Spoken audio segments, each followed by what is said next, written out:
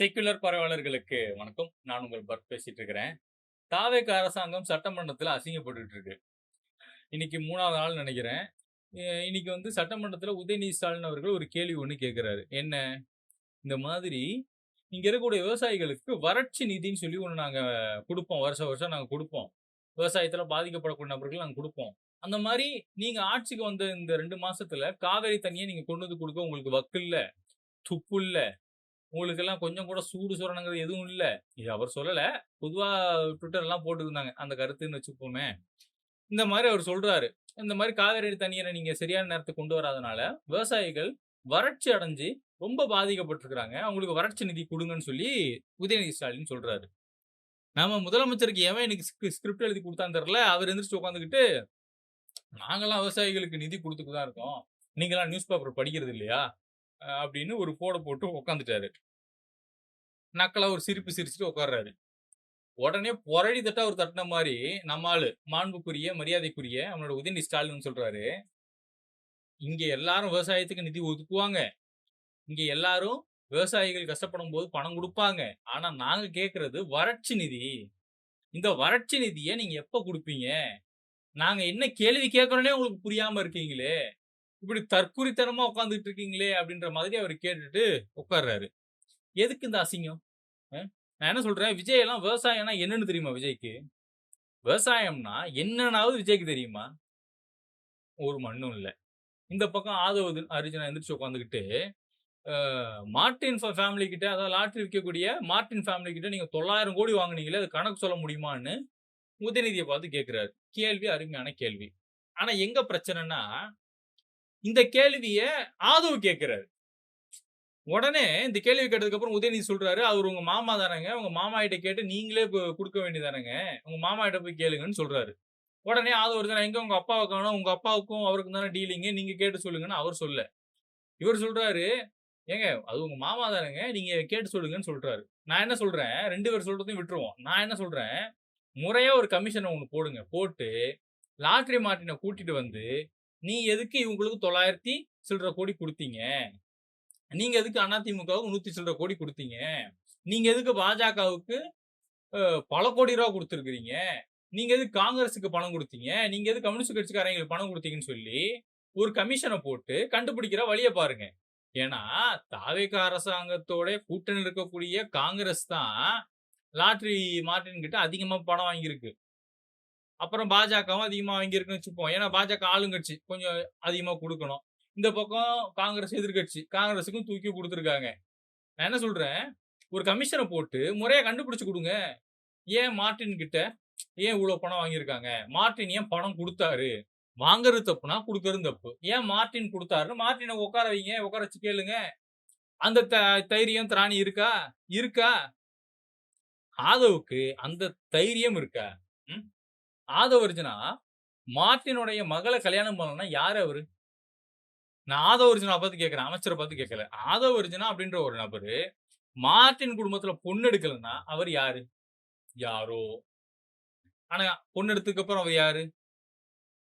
அவர் யாரோ. அ அவர்கிட்ட பொண்ணு எடுத்துட்டு, அந்த அவர் குடுத்த வரதட்சணை காச வச்சுக்கிட்டு பிசினஸ் ஆரம்பிக்கிறீங்க. திமுக கூட ஒண்ணா சேர்ந்துக்கிட்டு 2015, 16 காலகட்டத்திலருந்து திமுகவுக்கு வேல பார்த்தீங்க. அப்புறம் திமுகவுல சீட்டு கேட்டீங்க. குடுக்கலன்னோன கோச்சுக்கிட்டு விசிகாவுக்கு போனீங்க. அப்புறம் விசிகால சீட்டு குடுக்கல அப்படின்ற உடனே கோச்சுக்கிட்டு தாவேக்காவுக்கு போனீங்க. இதுதானே உங்க வரலாறு. நான் என்ன கேட்கிறேன், அவ்வளோ மானஸ்தனா நீங்க கேள்வி கேட்கிறீங்கன்னா, அவ்வளோ ரோசம் இருக்கு. சோத்துல நீங்க வந்து சால்ட் கொஞ்சம் நல்லா ஆட் பண்ணி பிங்க் சால்ட்லாம் போட்டு சாப்பிடுறீங்க அப்படின்னா, ஒரு கமிஷன ஒண்ணு கொண்டு வாங்க. கொண்டு வந்து நீங்க விசாரிங்க. விசாரணை பண்ணுங்க தப்பில்ல. ஏன் மார்ட்டின் திமுகவுக்கு, அதிமுகவுக்கு, பாஜகவுக்கு, காங்கிரஸுக்கு, கம்யூனிஸ்ட் கட்சிக்காரங்களுக்கெல்லாம் ஏன் பணம் குடுத்திருக்காருன்னு விசாரிங்க. யார் வேணான்னா. இதுல காலக்கொடுமை என்னன்னா, பட்ஜெட் வாசிக்கிறாரு. நிதித்துறை அமைச்சர்ன்னு ஒருத்தர் வாசிக்கிறாரு. அவரு பேரு வந்து இது ஐயோ! அவர் பேரு வேற மறந்துவேன். வில்சன். கே.கே. நகரா, ஆர்.கே. நகர் தொகுதி சட்டமன்ற உறுப்பினரா, அப்ப அமைச்சராம். கருமத்த தமிழ் அப்படின்ற ஒரு வார்த்தை அந்த ஆள் வாயிலருந்து வரவே மாட்டேங்குதுங்க. படிக்க தெரியாதா? படிக்க தெரியாதா உங்க யாருக்கும்? படிக்கிற லட்சணம் என்ன தெரியுமா? படிக்கிற லட்சணத்த யாராவது பார்த்தீங்களா? என்ன சொல்றதுன்னு தெரியல. கொலை பண்ணிட்டு உட்கார்ந்துட்டு இருக்கீங்க தமிழ. தமிழ அழிக்கிறீங்க. நீங்க தான் உட்கார்ந்து அழிச்சிட்டு இருக்கிறீங்க. நேத்து வந்து வேளாண் பட்ஜெட் அறிவிக்கிறாரு. வேளாண் துறை அமைச்சர்னு ஒருத்தர் இருக்காரு. அவர்லாம் எதுக்கு என்ன குவாலிஃபிகேஷன்ல அவங்கலாம் அமைச்சர் ஆனாங்கன்னு எனக்கு இப்ப வரைக்கும் புரிய மாட்டேங்குது. என்ன குவாலிஃபிகேஷன் அவங்கலாம் இருக்குன்னு தெரியல. அவரும் போட்டு தமிழ போட்டு கொல்றாரு. பார்த்து தானேய்யா படிக்கிறீங்க. அது உங்களுக்கு ஒழுங்கா படிக்க வராதாய்யா? மனப்பாடம் பண்ணி பேசுறது தான் பிரச்சனை. சரி. நமக்கு அந்த அளவுக்கு வந்து மண்டையில இல்ல. பார்த்து படிக்கிற. அதுல உனக்கு என்ன பிரச்சனை? நிறுத்தி நிதானமா பொறுமையாவே படிச்சுட்டு போ வேண்டியது தானே. என்ன பிரச்சனை? சரி இதெல்லாம் தூக்கி ஓரம் வச்சுருவோம். பட்ஜெட்ன்னு ஒண்ணு அறிவிச்சாங்க. அந்த பட்ஜெட் எல்லாம் இந்த 1வது, 2வது, 3வது படிக்கிற குழந்தைகிட்ட கணக்கு வழக்கு கேட்டா கூட அதுங்க கரெக்ட்டா சொல்லிடும் போல. அமைச்சர்ன்ற ஒரு பொறுப்புல உட்கார்ந்துகிட்டு, ஒவ்வொரு துறைக்கும் நாங்க வந்து பட்ஜெட் போட்டிருக்கோம்னு சொல்லிக்கிட்டு, இத முதலமைச்சர் ஆய்வு வேற நொட்டுனாருன்னு சொல்லிக்கிட்டு, அந்த பட்ஜெட்ட தூக்கிட்டு வந்து நிப்பாட்டுறீங்க. என்ன கொண்டு வந்து நிப்பாட்டியிருக்கீங்க? திமுக ஆட்சியிலயும், அதிமுக ஆட்சியிலும் கொண்டு வந்த திட்டங்களுக்கு பெயர் மாற்றம் செஞ்சு வெற்றி, வெற்றி, வெற்றின்னு போட்டு கொண்டு வந்திருக்கீங்க. வேற என்ன பண்ணீங்க? இந்த வெற்றி, வெற்றின்னு போட்டு நீங்க வெட்டி வேல பார்த்தது தவிர, தாவேகா அரசாங்கம் செஞ்சது என்ன? சரி, வெற்றின்னு போட்டுக்க, பேர மாத்திக்க, என்னமோ பண்ணிக்க. இதுல கால கொடுமை என்னன்னா, இந்த பட்ஜெட்ல இவங்க பல விஷயத்த குறிப்பிட்டிருக்கிறாங்க. குறிப்பிட்டதுல நான் ஒரு சில விஷயத்த மட்டும் சொல்றேன். இந்த தாவேகாக்காரங்களுக்கெல்லாம் மூளை எப்போதுமே கொஞ்சம் 3/4 கிலோ அதிகமா தான் இருக்கிறோம். அதிகமா இருக்கிறத கொஞ்சம் பயன்படுத்தணும். பயன்படுத்தினா எப்படி? நமக்கு வந்து காஸ் தீட்டா, சைன் தீட்டா அங்கலாம் போ வேணாம். நார்மலா கூட்டலு, கழித்தலு, வகுத்தலு, பெருக்கல் இது தெரிஞ்சா போதும். சரியா? ஒண்ணும் இல்ல. நல்லா கவனிங்க. ஒரு வருஷத்துக்கு குறைஞ்சது ஒரு 6லருந்து 8 லட்சம் நபர்களுக்கு கல்யாணம் நடக்குது. பெண்களுக்கு கல்யாணம் பண்றாங்க. நம்ம ஒரு 6 லட்சம் பேர் கணக்கு பண்ணுவோம். 6 லட்சம் பேர் கணக்கு பண்றோம். அண்ணன் என்ன சொல்றாருன்னா, அண்ணன் சீர் குடுப்பேன்றாரு. அண்ணன் சீர் எவ்வளோங்க குடுப்பீங்கன்னு கேட்டா 800 சில்ற என்னமோ போடுறாரு. அதுலயும் பட்டு புடவை பிளஸ் தங்க மோதிரம் 8 கிராம் தங்க மோதிரம். 1 கிராம் தங்கம் வந்து இப்ப ரூ. 10,000ன்னு வச்சுக்குவோம். ரவுண்ட் பண்ணி வச்சு ரூ. 10,000 வச்சுப்போம். ஏன்னா ரூ. 11,500 இருக்கு. நம்ம 10,000 வச்சுப்போம். 10,000 நீ கணக்கு வச்சாலும், அது எங்க போய் முடியுது? அ இதெல்லாம் என்ன கணக்குல நீங்க இருக்கீங்கன்னு தெரியல. 2வது ஒரு பட்டு புடவையோட ரேட் ரூ. 5,000ன்னு சொல்லி நம்ம ஜட்டி அவுக்கக்கூடிய அந்த அமைச்சரு ஜெகதீஸ்வரி சொல்றாங்க. ஜட்டி அவுத்துட்டு மிரட்டுனாங்களே, அத சொன்னேன். அந்த அமைச்சர் சொல்றாங்க, இந்த மாதிரி ரூ. 5,000 மதிப்பு மிக்க பட்டு புடவை குடுக்க போறாருன்னு. 6 லட்சம் பேருக்கு 5,000 கணக்கு பண்ணுங்க. எவ்வளவு வருது? தங்கம் கணக்கு பண்ணுங்க. எவ்வளவு வருது? எப்படி பார்த்தாலும் குறைஞ்சது ஒரு 5,000 கோடியாவது வேணுங்க. 5,000 கோடி வேணும். ஒதுக்கி இருக்கிறது 800 சில்ற கோடி. இந்த 800 சில்ற கோடியில நீங்க எப்படி 8 கிராம் மோதிரமும், 5,000 மதிப்பு மிக்க பட்டு புடவையும் எப்படி குடுப்பீங்க? எப்படி குடுப்பீங்க? ஏதோ மக்கள் மத்தியில போய் உட்கார்ந்துகிட்டு ஃப்ராடுத்தனம் பண்ணிட்டு இருக்கிறீங்க. 5,000 பட்டு புடவ, 5,000 பட்டு புடவன்னு கொஞ்ச நாளைக்கு முன்னாடி ஜெகதீஸ்வரி சம்மந்தப்பட்ட ஒரு ஆடியோ ஒண்ணு ரிலீஸ் ஆகுது. ஜட்டி அவுத்து தோல உரிச்சு கொன்னு புடுவேன்டான்னு அந்த அம்மா மிரட்டுது. யார மிரட்டுது? எதுக்கு மிரட்டுதுன்னு சொல்லி ப்ராப்பரா ஒரு கமிஷன வச்சு அந்த அம்மா என்ன இவ்வளவு திமிரா பேசுதுன்னு விசாரிக்க வக்கு இல்ல இந்த அரசாங்கத்துக்கு. ஃப்ராடுகாரத்தனம் பண்ணிக்கிட்டு இருக்கு. ஃப்ராடு. இத கூட விடுங்க. குழந்தைக்கு தாய்மாமன் சீர்ன்னு ஒண்ணு குடுக்குறேன்னு சொன்னாங்க. வருஷத்துக்கு ஒரு 8 லட்சம் குழந்தை பொறக்குது. ஒரு குழந்தைக்கு 1 கிராம் தங்க மோதிரம் குடுப்பேன்னு சொல்லியிருந்தீங்க. தங்க நாணயமும், தங்க மோதிரம் ஏதோ 1 கிராம் குடுப்பேன்னீங்க. 8 லட்சம் குழந்தைக்கு எவ்வளவு வரணும்? எவ்வளவு குடுப்பீங்க? ஆனா நீங்க எவ்வளவு தெரியுமா அந்த குழந்தைக்கு நிதி ஒதுக்கியிருந்தீங்க? வெறும் 500 சில்ற கோடி தான் ஒதுக்கியிருந்தீங்க. எனக்கு புரியல. அப்ப மத்த குழந்தைலாம் தவுட்டுக்கு வாங்கிட்டு வந்தாங்களா? நீங்க பட்ஜெட் போட்டிருக்கிறதே ஸ்கேம்டா ஆக்சுவலா. டோட்டலா ஸ்கேமு. மக்கள ஏமாத்திக்கிட்டு, நீங்க உட்கார்ந்துகிட்டு இங்க சட்டமன்றத்துல உட்கார்ந்து பேசிட்டு இருக்கிறீங்க. தாய்மாமன் சீரு கிட்டத்தட்ட ஒரு தங்க மோதிரம். அதுக்கு 560 கோடி தான் ஒதுக்கி இருக்கீங்க. 8 லட்சம் குழந்தை பொறக்குது. எப்படி குடுப்ப? என்ன அந்த ஒரு அக்கா சொன்னுச்சே, எங்க அண்ணன் வந்து மக்கள் பணத்துல நொட்ட மாட்டாரு. அவரு பணத்த தான் எடுத்து அறுத்து தள்ளுவாருன்னுச்சு. அந்த மாரி விஜய் அவரோட சொத்த தூக்கி குடுக்க போறாரா? சொத்தெல்லாம் வித்துட்டு, அவரு வந்து மக்களுக்கு செய்ய போறாரா? குழந்தைக்கு தங்க மோதிரம் குடுக்க போறாரா? என்ன இது கூத்து அடிக்கிறீங்கன்னு எனக்கு புரியல.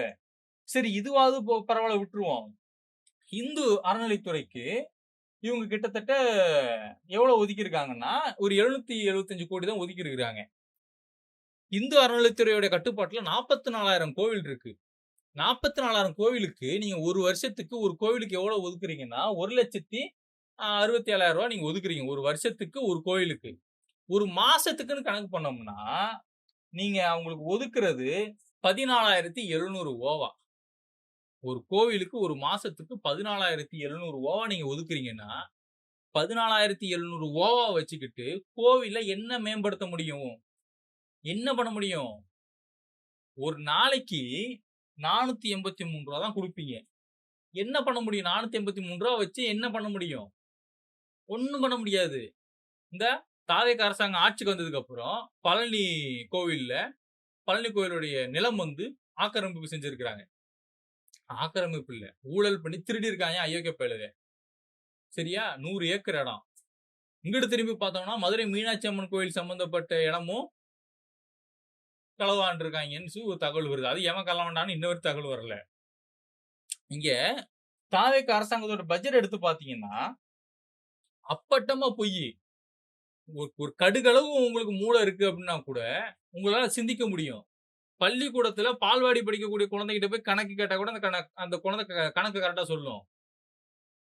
நீங்க அயோக்கியத்தனமா போட்டு வச்சிருக்கீங்கப்பா. இதுல வெற்றி ஆடு திட்டமா? என்னப்பா வெற்றி ஆடு திட்டம் அப்படின்னு பார்த்தோம்னா, இங்க வந்து தனிமைப்படுத்தப்பட்ட பெண்கள், அப்புறம் கணவனை இழந்த பெண்கள், அதுக்கப்புறம் திருநங்கைகள் இவங்க எல்லாருக்கும் நாங்க வந்து ஆடு குடுக்க போறோம். அதுவும் 6 ஆடு குடுக்க போறாங்களாம். ஒரு பெண்ணுக்கு 6 ஆடு குடுக்க போறாங்க. நான் என்ன கேட்கிறேன்? எப்படி குடுப்ப? 6 ஆடு எப்படி குடுப்ப? நீ என்ன நெனச்சிட்டு இருக்கிற? வேலை வாய்ப்ப உருவாக்கி குடுப்பேன்னு ஒரு வார்த்தை வர மாட்டேங்குது. அனைத்து மகளிருக்கும் அனைத்து பேருந்தும் இலவசம்னு சொல்லியிருந்தீங்க. எங்க அத பத்தி எந்த ஒரு அறிவிப்பும் குடுக்கவே இல்ல. இதுல போதாத குறைக்கு வேலைக்கு போகாத வெட்டி பயலுகளுக்கு ரூ. 4,000 குடுப்பேன்னீங்க. அதையும் காணோம். எத பத்தியும் நீங்க வாய திறக்கவே இல்ல. குடுத்த எந்த ஒரு வாக்குறுதியும் நிறைவேத்தவே இல்ல. இதுல என்ன சார் குடுத்த எந்த வாக்குறுதியும் நீங்க நிறைவேத்தவே மாட்றீங்க அப்படின்னு கேள்வி கேட்டா, திமுக மட்டும் உடனே பண்ணிட்டாங்களா?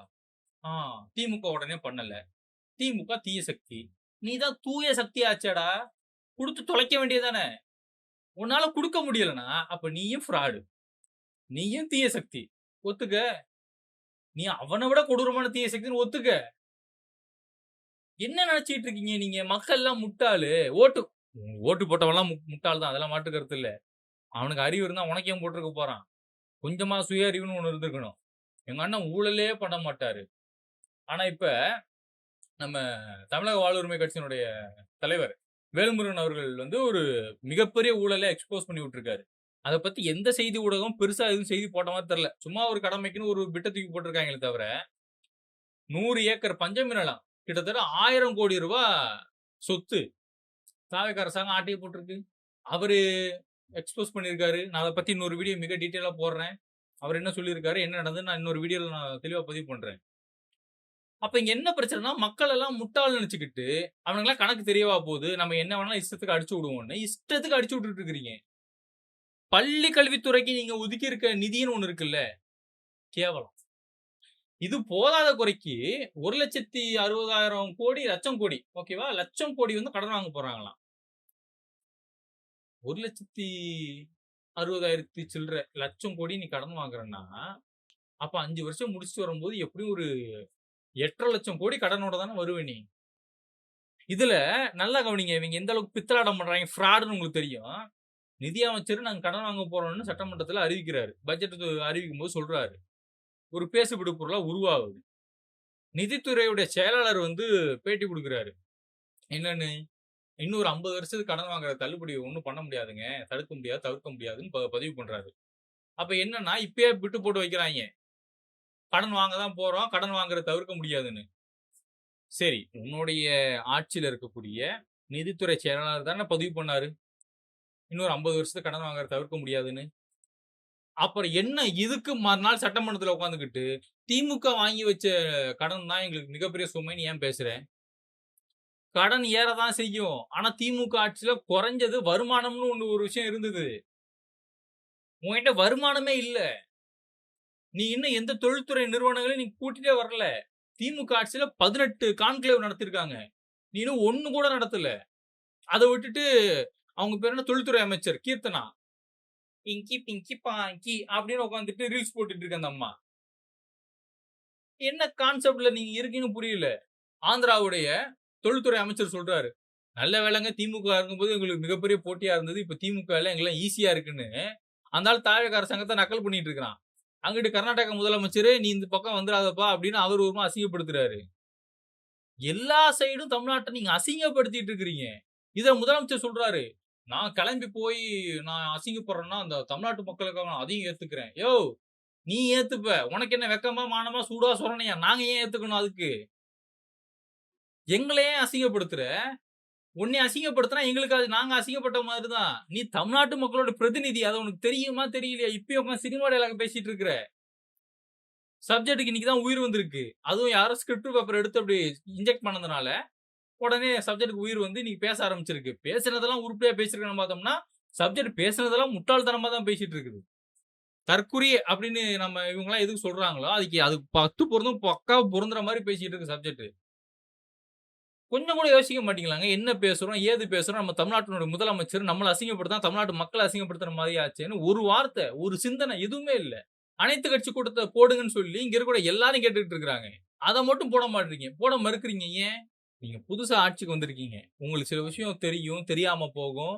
அப்ப ஆல்ரெடி ஆட்சி செஞ்சவங்ககிட்ட சில விஷயங்கள் கேட்கறது தப்பு கிடையாது. அனைத்து கட்சி கூட்டம் போட்டு எல்லாருடைய கட்சி தலைவர்களையும் வர சொல்லி, அவங்களுடைய கருத்துக்கள கேட்டுக்கிட்டு, அதுக்கேத்த மாரி ஒரு முடிவு எடுத்தா, அது தமிழ்நாட்டு நலன் சார்ந்தது. இப்ப காவிரி விஷயத்துல பாஜக டபுள் ஸ்டாண்ட் எடுக்கும். விசிக டபுள் ஸ்டாண்ட் எடுக்கும். துரோகம் பண்ணணும். விசிக தமிழ்நாட்டுக்கு துரோகம் பண்ணணும். காவிரி பிரச்சனை இல்ல. காங்கிரஸ் துரோகம் பண்ணும். இவங்க 3 பேர தவிர வேற யாருமே தமிழ்நாட்டு மக்களுக்கு எதிரா நிக்க மாட்டாங்க. காவேரி பிரச்சனைக்கு எதிரா நிக்க மாட்டாங்க. காவேரி பிரச்சனையில தமிழ்நாட்டு மக்களுக்கு ஆதரவா, தமிழ்நாட்டோட உரிமையை மீட்கிறதுக்காக தான் எல்லாரும் ஒண்ணு சேர்ந்து நிப்பாங்க. இந்த 3 கட்சிய நம்ம கண்ண மூடிட்டு சொல்லலாம். ஒண்ணு விசிக. அதெல்லாம் துரோகி. பாஜக, காங்கிரஸ் எதிரின்னா விசிகலாம் துரோகி. அதனால இந்த 3 பேர ஒதுக்கிடுங்க. ஒதுக்கிட்டு அனைத்து கட்சி கூட்டத்த போட்டு எல்லாருடைய கருத்துக்களையும் கேட்டு தெரிஞ்சுக்கோங்க. அப்பட்டமா பொய் சொல்லிக்கிட்டு, ஃபேக் நியூஸ் பரப்பிக்கிட்டு, இது எங்க போய் முடிய போகுதுன்னு தெரியல. இதுல பல தற்குறி பயலுக எனக்கு டெக்ஸ்ட் பண்ணிட்டு இருக்காய்ங்க. பசங்க, பொண்ணுங்க நெறைய பேரு. இந்த மாரி எங்க அண்ணன் வந்து ஒண்ணு சேர்ந்துட்டாரு. என்ன ஒண்ணு சேர்ந்துட்டாரு? அவங்க பொண்டாட்டி கூட ஒண்ணு சேர்ந்துட்டாரு. அவங்க அண்ணன், அவரு பொண்டாட்டி கூட ஒண்ணு சேர்ந்தா எனக்கு என்னப்பா பிரச்சனை? விஜயும், சங்கீதாவும் ஒண்ணு சேர்ந்தா எனக்கு என்ன பிரச்சனை? நான் என்னைக்காவது விஜய், சங்கீதா பத்தி பேசியிருக்கிறேனா? 2 பேரும் டிவோர்ஸ் வாங்கிட்டு போயிட்டாங்க. ஏதாவது அந்த கருமத்த பத்தி பேசியிருக்கேனா? இல்ல. அது அவங்க 2 குடும்ப பிரச்சனை. முதலமைச்சர் விஜய விட்டுரு. ஒரு குடும்ப பிரச்சனைன்னு வரும்போது, அவரு விஜய், அது அவரு பொண்டாட்டி சங்கீதா. அவங்க 2 பேரும் அடிச்சுப்பாங்க, புடிச்சுப்பாங்க, ஒண்ணு சேர்ந்துப்பாங்க. என்னமோ பண்ணிட்டு போறாங்க. எனக்கு என்னடா பிரச்சனை? என்கிட்ட வந்து இன்ஸ்டால மெசேஜ் பண்ணிட்டு இருக்கிறீங்க. தற்குருவிங்களாடா நீங்கல்லாம்? ஏன்டா தாவேகா அரசாங்கம் தமிழ்நாட்டுக்கு எதிரா செயல்பட்டுட்டு இருக்கு. சட்டமன்றத்துல அசிங்கப்பட்டுட்டு இருக்கு. பக்கத்து மாநிலத்துக்காரன்கிட்ட நம்மள அசிங்கப்படுத்திட்டு இருக்கிறான். இது எதுவுமே உங்க கண்ணுக்கு தெரிய மாட்டேங்குது. ஆனா இதுதான் உங்களுக்கு கண்ணுக்கு தெரியுது. ம். யார்றா நீங்க பைத்தியக்கார பயலுகளா? படிச்சீங்களா? பண்ணி கிண்ணி வச்சீங்களாடா? கடவுளே! ஒண்ணும் சொல்றதுக்கு இல்ல. நான் கோவம்லாம் படல. உங்களலாம் பார்க்கும்போது, இப்படி ஒரு பைத்தியக்கார கூட்டத்துக்கு மத்தியில மாட்டிக்கிட்டோமேன்னு சொல்லி எனக்கு பயமா இருக்கு, பதட்டமா இருக்கு. என்னடா இத்தன பேர் தற்குறியா இருக்கிறீங்களே! இத்தன பேருக்கு மூள வளர்ச்சி இல்லாம இத்தன நாள் எங்க கூடலாம் நீங்க சகஜமா பழகிட்டு திரிஞ்சிருக்கீங்க. அப்படிதானே? பைத்தியக்கார பயலுகளா! மக்கள் புரிஞ்சுக்கோங்க. பட்ஜெட் அப்படின்றது வெற்றி பட்ஜெட்ல அது வெத்து பட்ஜெட். வெத்து பட்ஜெட். சிம்பிளா கூட்டல், கழித்தல், வகுத்தல், பெருக்கல் கணக்கு தெரிஞ்சாலே உங்களுக்கு தெரிஞ்சிரும். இது அம்மஞ்சல்லிக்கு புரோஜனம் இல்ல. இந்த அம்மஞ்சல்லிக்கு புரோஜனம் இல்லாத ஒரு பட்ஜெட்ட 15 நாளா முதலமைச்சர் ஆய்வு பண்ணியிருக்காரு. என்ன ஆய்வு பண்ணி அறுத்து தள்ளினாருன்னு எனக்கும் புரியல. என்னத்த தலையில தான் அடிச்சுக்கணும் இந்த ஆட்சிய பார்த்து. என்னோட இருந்திருக்கும் அனைத்து உறவுகளுக்கும் நன்றி.